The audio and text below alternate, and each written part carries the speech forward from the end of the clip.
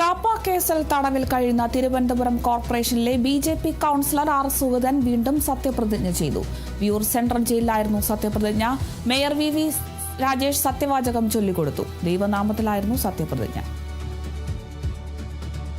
Thiruvananthapuram municipal കോർപ്പറേഷനിലെ കൗൺസിലറെ തെരഞ്ഞെടുക്കപ്പെട്ട സുഗതന എന്ന ഞാൻ നിയമാനുസരണം നടപ്പിലാക്കിയ ഇന്ത്യൻ ഭരണഘടനയിൽ യഥാർത്ഥമായ വിശ്വാസവും പൂർവ്വം പുറത്തുനിന്നും മനഃശാഖയോ അവതയോ വാത്സല്യമോ ഉദ്ദേശമോ കൂടാതെ ഞാൻ എൻ്റെ ഔദ്യോഗിക യഥാർത്ഥയും വിശ്വസ്തയോടും എൻ്റെ പരമാവധി കഴിവും ആർക്കും വിവേചനശക്തിയും ഉപയോഗിച്ചുകൊണ്ട് നിർവഹിക്കുമെന്നും ഈശ്വരനാമത്തിൽ സത്യപ്രതിജ്ഞ ചെയ്തു. വിവരങ്ങളുമായി ശ്രീജിത്ത് KJ ചേരുന്നുണ്ട്. ശ്രീജിത്ത്, എന്തായാലും സുഗതന്റെ സത്യപ്രതിജ്ഞ പൂർത്തിയായി കഴിഞ്ഞിരിക്കുന്നു. എന്തായാലും സംസ്ഥാനത്തെ സംബന്ധിച്ച ആദ്യത്തെ ഒരു സംഭവമാണിത്, ഈ ജയിലിൽ വെച്ചുള്ള സത്യപ്രതിജ്ഞ എന്ന് പറയുന്നത്. ആരൊക്കെ ഉണ്ടായിരുന്നു സത്യപ്രതിജ്ഞ ചടങ്ങിൽ? വിവരങ്ങൾ എങ്ങനെയാണ്? തിരുവനന്തപുരം കൗൺസിലറും അതോടൊപ്പം തന്നെ കാപ്പ കേസ് പ്രതിയുമായ സുഗതനാണ് ഇന്ന് വിയൂർ ജയിലിൽ സത്യപ്രതിജ്ഞ ചെയ്തത്. ജയിലിലെ ലൈബ്രറിയിൽ പ്രത്യേകം ക്രമീകരിച്ച മുറിയിലായിരുന്നു ഇത്തരത്തിലൊരു സത്യപ്രതിജ്ഞ നടന്നത്.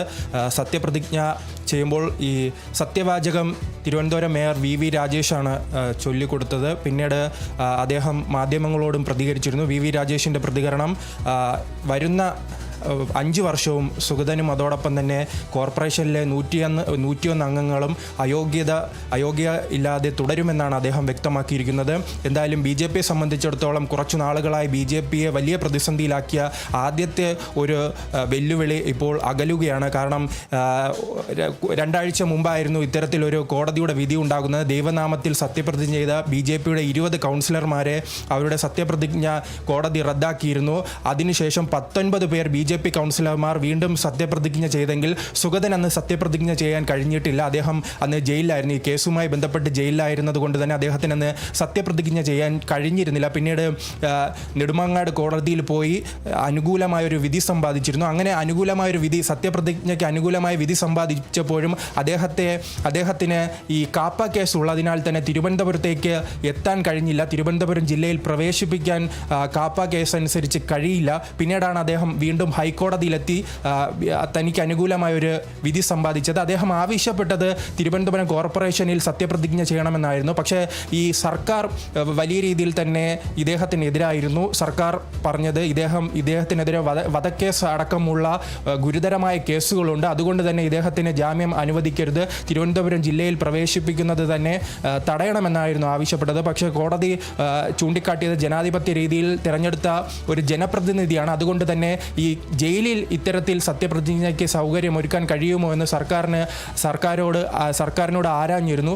അപ്പോൾ സർക്കാരും അനുകൂലമായി പ്രതികരിച്ച പശ്ചാത്തലത്തിലാണ് ഇപ്പോൾ 11 മണിയോടുകൂടി തന്നെ വിയൂർ സെൻട്രൽ ജയിലിൽ സുഗതൻ സത്യപ്രതിജ്ഞ ചെയ്തിരിക്കുന്നത്. എന്തായാലും കേരളത്തിലെ രാഷ്ട്രീയ ചരിത്രത്തിൽ ആദ്യത്തെ സംഭവമാണ് ഈ സത്യപ്രതിജ്ഞ. കാരണം മുൻകാലങ്ങളിലെല്ലാം പരിശോധിക്കുകയാണെങ്കിൽ ഇങ്ങനൊരു സത്യപ്രതിജ്ഞ നമുക്ക് ഒരിടത്തും കാണാൻ കഴിയില്ല.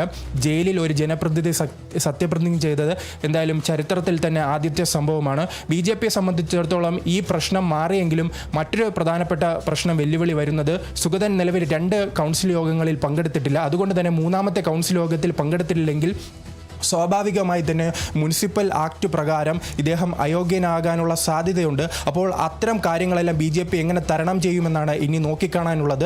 ബി.ജെ.പിയും അതോടൊപ്പം തന്നെ വി. രാജേഷുമെല്ലാം വലിയ ആത്മവിശ്വാസത്തിലാണ്. അദ്ദേഹം പറയുകയാണ്, ഈ സുഗതൻ തിരിച്ചു വരും, 5 വർഷവും ബി.ജെ.പി. ഭരണം തുടരുമെന്ന് പറയുമ്പോൾ പ്രതിപക്ഷ പാർട്ടികളായ കോൺഗ്രസും അതോടൊപ്പം തന്നെ CPM എല്ലാം പറയുന്നത് ഇദ്ദേഹത്തെ അയോഗ്യനാക്കാം, അതോടൊപ്പം തന്നെ കോടതിയിൽ നിയമ പോരാട്ടവുമായി മുന്നോട്ട് പോകുമെന്നാണ് ഇപ്പോൾ പ്രതിപക്ഷ പാർട്ടികൾ ആവശ്യപ്പെട്ടിരിക്കുന്നത്. അതോടൊപ്പം തന്നെ CPM-ന്റെ നേതൃത്വത്തിൽ ഇപ്പോൾ കോർപ്പറേഷന് മുന്നിൽ വലിയ രീതിയിൽ പ്രതിഷേധം നടക്കുകയാണ്. കാരണം ഈ സത്യപ്രതിജ്ഞ ചെയ്യുമ്പോൾ തന്നെ കോർപ്പറേഷന് മുന്നിൽ LDF കൗൺസിലർമാരും നേതാക്കളും സുഗതനെതിരെ പ്രതിഷേധത്തിലാണ്. ശരി, വ്യക്തമാണ്. തിരുവനന്തപുരം കോർപ്പറേഷനിലെ ബി.ജെ.പി. Councillor R. സുഗതൻ വീണ്ടും സത്യപ്രതിജ്ഞ ചെയ്തു. വിയൂർ സെൻട്രൽ ജയിലിലായിരുന്നു സത്യപ്രതിജ്ഞ. Mayor V. രാജേഷാണ് സത്യവാചകം ചൊല്ലിക്കൊടുത്തത്. ദൈവനാമത്തിലായിരുന്നു ആർ. സുഗതൻ സത്യപ്രതിജ്ഞ ചെയ്തത്. കൂടുതൽ വിശദാംശങ്ങൾ നൽകിയത് KJ ശ്രീജിത്താണ്.